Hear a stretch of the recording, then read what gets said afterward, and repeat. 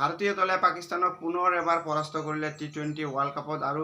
6 ৰানৰ ব্যৱধানত পৰাস্ত কৰি ভাৰতীয় দলে সুপাৰ 8ৰ কাৰণে আৰু দুখোজ আগুৱাই গ'লে। মেচখনত প্ৰথমে ভাৰতীয় দলে বেটিং কৰি কেৱল মাত্ৰ 119 ৰানৰ ভিতৰতেই অল আউট হৈছিলে আৰু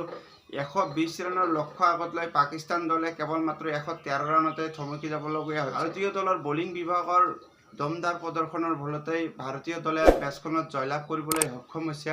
আৰু প্ৰথমৰে পৰাই পাকিস্তান দলে ভাল ষ্টাৰ্টিং কৰিছিল আৰু প্ৰথম 10 অভাৰৰ ভিতৰত পাকিস্তানে ভাল বেটিং কৰি আছিল আৰু শেষলৈকে 48টা বলত 48 ৰানৰ প্ৰয়োজন আছিল পাকিস্তান দলক আৰু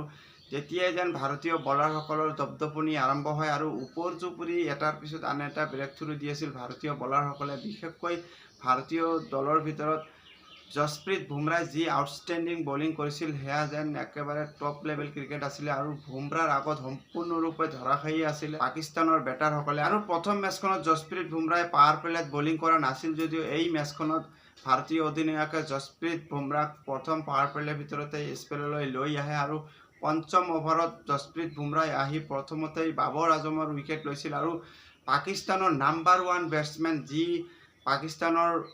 ফেন্সসকলে বিৰাট কোহলিতকৈ ডাঙৰ বেটছমেন বুলি গণ্য কৰে বাবৰ আজমক আৰু সেই বাবৰ আজম কেৱল মাত্ৰ 13 ৰানৰ স্ক'ৰতেই আউট হৈছিলে আৰু কোনো যেন দায়িত্ব নলোৱাকৈ খেলিছিলে বাবৰ আজমে আৰু কেৱল মাত্ৰ 120 ৰানৰ লক্ষ্য আগত লৈ অধিনায়ক হিচাপে বাবৰ আজমে যি এটা ইনিংছ বিল্ড কৰিব লাগিছিলে আৰু শেষলৈকে মিডিল অভাৰ বেটছমেনসকলক যি ধৰণে মেচ ছেট কৰি দিব লাগিছিলে সেই কাৰ্যত সম্পূৰ্ণৰূপে ধৰাশায়ী আছিলে আৰু জসপ্ৰীত বুমৰাৰ বলত যেন সম্পূৰ্ণৰূপে বিধ্বস্ত হৈ গৈছিলে বাবৰ আজমে আৰু বুমৰাই যেন ভাৰতীয় দলৰ কাৰণে হেক ভৰসা আছিলে আৰু পাৱাৰ প্লেৰ ভিতৰত ভাৰতীয় দলে কোনো উইকেট পোৱা নাছিলে আৰু তেতিয়াই পঞ্চম অভাৰত জসপ্ৰীত বুমৰাই স্পেলত আহি যি ধৰণে ব্ৰেক থ্ৰু দিছিল ভাৰতীয় দলৰ কাৰণে যেন সেয়া মেচৰ এক টাৰ্ণিং পইণ্ট আছিলে আৰু ইয়াৰ পিছৰে পৰাই বুমৰাই back to back breakthrough দি আছিলে আৰু জসপ্ৰীত বুমৰাই যি ধৰণে বলিং কৰিছিল 4 অভাৰৰ স্পেলত কেৱল মাত্ৰ 14 ৰান ব্যয় কৰিছিল আৰু 3.3 ইকনমি ৰেটত বলিং কৰি 3টা গুৰুত্বপূৰ্ণ উইকেট লৈছিল আৰু এনে লাগিছিল যেন জসপ্ৰীত বুমৰাই প্ৰপাৰ টেষ্ট মেচৰ দৰে স্পেল কৰিছিলে কাৰণ ইকনমি ৰেট চাব গ'লে টি20 ক্ৰিকেটত কোনো বলাৰৰ যদি 3.3 থাকে তেনেহ'লে বিৰোধী দলৰ অৱস্থা কেনে হ'ব ইয়াৰ পৰাই বুজিব পৰা যায় আৰু বুমৰাই প্ৰয়োজন অনুসৰি 15তম অভাৰতো আহি মহম্মদ ৰিজৱানক যি ধৰণে বল্ড আউট কৰিছিলে যে ইয়াৰে পৰাই মেচ শিফ্ট হৈ গৈছিলে সম্পূৰ্ণৰূপে ভাৰতীয় দলৰ হাতত আৰু মহম্মদ ৰিজৱানে এফালৰ পৰা থিয় হৈ যি ধৰণে ইনিংছ বিল্ড কৰি আছিল আৰু দিবলৈকে মেচ লৈ যাব ধৰিছিলে আৰু সেই মহম্মদ ৰিজৱান যিয়ে খুটাৰ দৰে এফালৰ পৰা থিয় হৈ পাকিস্তান দলক আগুৱাই লৈ গৈছিল আৰু সেই মহম্মদ ৰিজৱানক যি ধৰণেৰে বল ইন চুইং কৰি আউট কৰিছিলে আৰু মহম্মদ ৰিজৱানে সেই বলৰ কাৰণে যেন একেবাৰে ৰেডি নাছিলে আৰু মহম্মদ ৰিজৱানৰ উইকেট পৰাৰ লগে লগে যেন ভাৰতীয় দলে মেচখন নিজৰ হাতলৈ শিফ্ট কৰি ল'ব পাৰিছিলে আৰু তাৰোপৰি 19তম অভাৰত জসপ্ৰীত বুমৰাই যি ধৰণে বলিং কৰিছিলে আৰু লাষ্ট 2 অভাৰত পাকিস্তান দলক জয়ৰ কাৰণে কেৱল মাত্ৰ 21 ৰানৰ প্ৰয়োজন আছিল আৰু হাতত 5টা উইকেট বাকী আছিল আৰু তেনে ক্ষেত্ৰত জসপ্ৰীত বুমৰাই 19তম অভাৰত আহি কেৱল মাত্ৰ 3 ৰান ব্যয় কৰিছিল আৰু এটা গুৰুত্বপূৰ্ণ উইকেট লৈছিল আৰু অন্তিম অভাৰত অৰ্শদীপ সিঙৰ কাৰণে 18 ৰানৰ ব্যৱধান ৰাখিছিলে যাৰ কাৰণে অৰ্শদীপ সিঙে অন্তিম অভাৰত কেৱল মাত্ৰ 11 ৰান ব্যয় কৰি এটা গুৰুত্বপূৰ্ণ উইকেট লৈ ভাৰতীয় দলক 6 ৰানত বিজয় লক্ষ্যত উপনীত কৰাব পাৰিছিলে। হাৰ্দিক পাণ্ডিয়াও মিডিল অভাৰত যি ধৰণে প্ৰেছাৰ মেইনটেইন কৰি বলিং কৰি আছিল আৰু জসপ্ৰীত বুমৰাৰ লগত উইকেট লোৱাৰ এটা পাৰ্টনাৰশ্বিপ কৰিছিল আৰু সম্পূৰ্ণ 4 অভাৰৰ স্পেলত কেৱল মাত্ৰ 24 ৰান ব্যয় কৰি 2টা গুৰুত্বপূৰ্ণ উইকেট লৈছিল। গুৰুত্বপূৰ্ণ বিষয় হ'ল যে ভাৰতীয় দলে মেচখনত অল আউট কৰি জয়লাভ কৰা নাই আৰু কোনো দলে লয়েষ্ট টোটেল ডিফেণ্ড কৰি যদিহে জয়লাভ কৰে তেনেহ'লে দেখা যায় যে বিৰোধী দলক অল আউট কৰিহে জয়লাভ কৰে কিন্তু আজিৰ মেচখনত সম্পূৰ্ণ ওলোটা পাৰফৰ্মেঞ্চ কৰিছিলে ভাৰতীয় দলে আৰু পাকিস্তান দলক সম্পূৰ্ণ 20 অভাৰ খেলুৱাই মেচখনত জয়লাভ কৰিছিলে। ইয়াৰ পৰাই দেখিবলৈ পোৱা যায় যে ভাৰতীয় দলৰ বলিং ইউনিট কিমান ষ্ট্ৰং আৰু প্ৰপাৰ যেন টিম এফৰ্ট আছিলে ভাৰতীয় দলৰ বলাৰসকলৰ। মেচখনত ইয়াৰ পূৰ্বে ভাৰতীয় দলে বেটিং আৰম্ভ কৰি বেটিং কোলেপছৰ সন্মুখীন হৈছিলে আৰু কেৱল মাত্ৰ 119 ৰানতে থমকি যাবলগীয়া হৈছিলে আৰু ভাৰতীয় দলৰ হৈ ৰোহিত শৰ্মা আৰু বিৰাট কোহলি অতি কম সময়ৰ ভিতৰতে আউট হৈছিলে। ৰোহিত শৰ্মাই কেৱল মাত্ৰ 13 ৰান কৰিছিলে আৰু তাৰ বিপৰীতে বিৰাট কোহলিয়ে কেৱল মাত্ৰ 5 ৰান কৰিছিলে আৰু ইয়াৰ পিছতেই টিম মেনেজমেণ্টে অক্ষৰ পেটেলক ক্ৰিজত কিছু সময় কটাবৰ কাৰণে পঠিয়াই দিয়ে আৰু সেই ক্ষেত্ৰত অক্ষৰ পেটেলে সম্পূৰ্ণৰূপে থিয় হৈ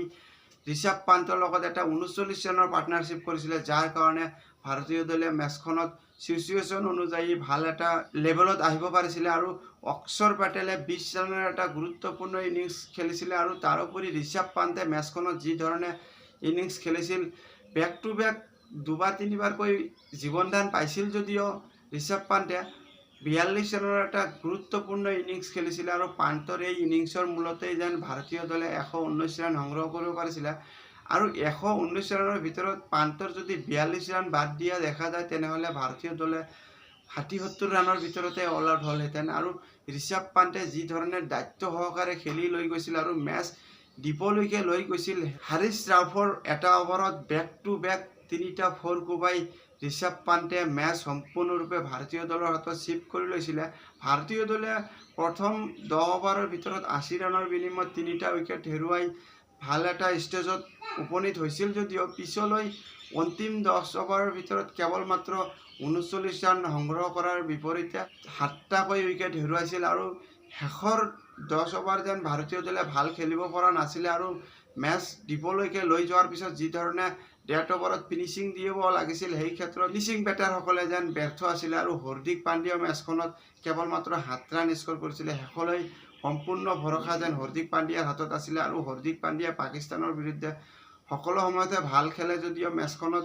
বল হাতেৰে ভাল পাৰফৰ্মেঞ্চ কৰিছিল যদিও ইয়াৰ পূৰ্বে বেট হাতেৰে ব্যৰ্থ আছিলে হাৰ্দিক পাণ্ডিয়া আৰু সূৰ্যকুমাৰ যাদৱে মেচখনত কেৱল মাত্ৰ 7 ৰান সংগ্ৰহ কৰিছিলে তাৰ বিপৰীতে